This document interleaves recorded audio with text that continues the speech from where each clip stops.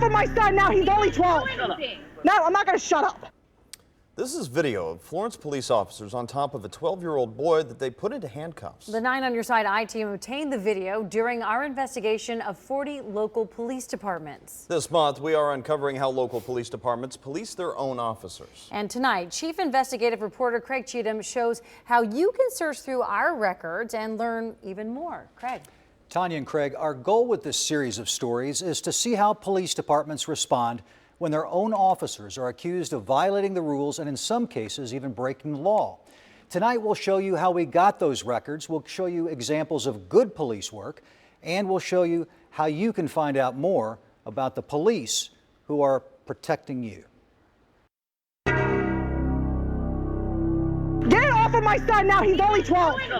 No, I'm not going to shut up. A frantic Rebecca Brummett records video of 2 Florence police officers on top of her handcuffed 12-year-old son. Dude, get off! Get off of my son! I'm gonna swear to God, if you don't fucking get off! Do it! Don't! Do it!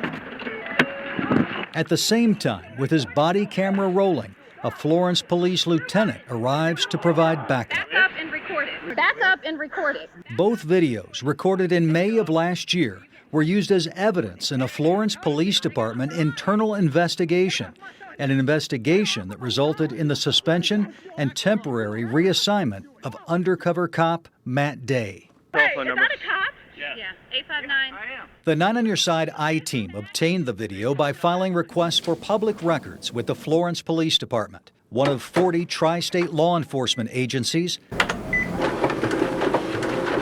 that provided thousands of pages of documents.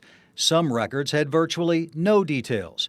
Other investigative reports were more than 100 pages long. The discipline also varied widely when we compared departments. Well, it revealed to me there's absolutely no consistency in police discipline. Web editor Joe Rosemeyer and digital I-team reporter Dan Monk dug into the records for key details. The idea was to put them into a format where they made sense collectively. That meant loading approximately 2,600 police disciplinary actions into spreadsheets. He was suspended. Digital producer Brian Neitz used those spreadsheets to create 2 interactive databases. Filter by department and find Florence. He showed us how to find the Florence incident by clicking on the name of the department and the type of violation, which we included in the subcategory discourtesy. This particular case is the first one on the list here. The most detailed investigations were provided by the sheriff's offices in Hamilton, Warren, and Butler counties, and the City of Cincinnati Police Department, which sets the standard for police agencies in the tri-state. I think that transparency is one of the key components in building public trust. And I think having the public's trust is really at the root of what we're trying to accomplish. But the I-team found extraordinarily thorough investigations by other departments, too. This isn't a game I'm playing with you. I'm wanting the truth. I'm trying to be honest, DLT. 4 years ago, a Sharonville police lieutenant recorded interviews with Officer Adam Wong, the focus of an unprecedented local police department investigation of dishonesty. Investigators even checked surveillance video to see if Wong was really where he claimed to be. This whole thing just stinks to me. It just smells. LT, I'm being honest. In my 30 years of law enforcement here, this is the first time I have seen something like this happen. 20 seconds after that exchange, Wong begged the lieutenant for mercy. I'm asking for forgiveness. I don't know what else to do. I'm sorry. The Sharonville PD filed 42 administrative charges against Wong, including 31 for dishonesty, for statements Wong made over an extended period of time. Wong was terminated. In general, it seemed that the officers that were accused of the more serious misbehavior received more severe penalties, which is as it should be. Lawrence Travis, a professor emeritus of UC's School of Criminal Justice, has studied policing practices for decades. Even today, in a lot of, especially smaller agencies, any information of the sort you're looking for is probably hard copy on paper, in a file, in a drawer somewhere. and it would take an awful long time for someone to go through and try to figure out which pieces of paper you were really interested in. When we began our investigation, the I-team asked for a lot. All disciplinary records produced by the police departments since January 2013.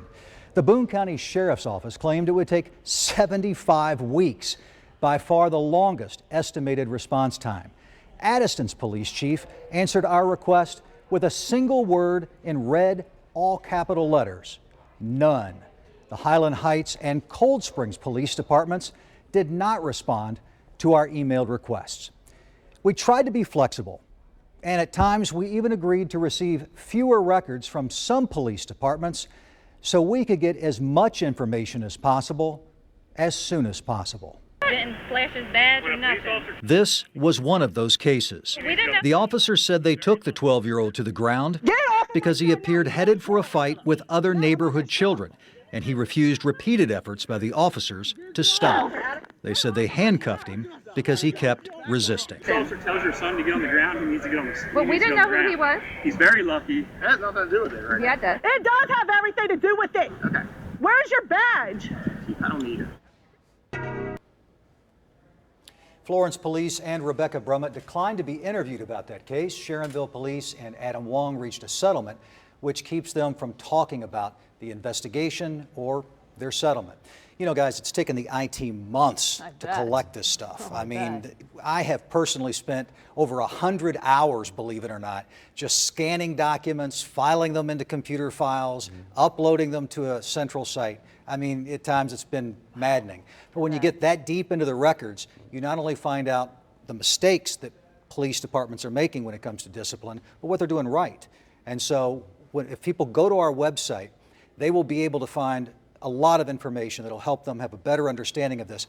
They will not find the names of officers in that database because we couldn't provide enough information to provide the context that we felt like people needed to better understand the incident, the Absolutely. date it happened. That's right. Okay. Yeah. All right. Craig, thank you. Thanks, Craig.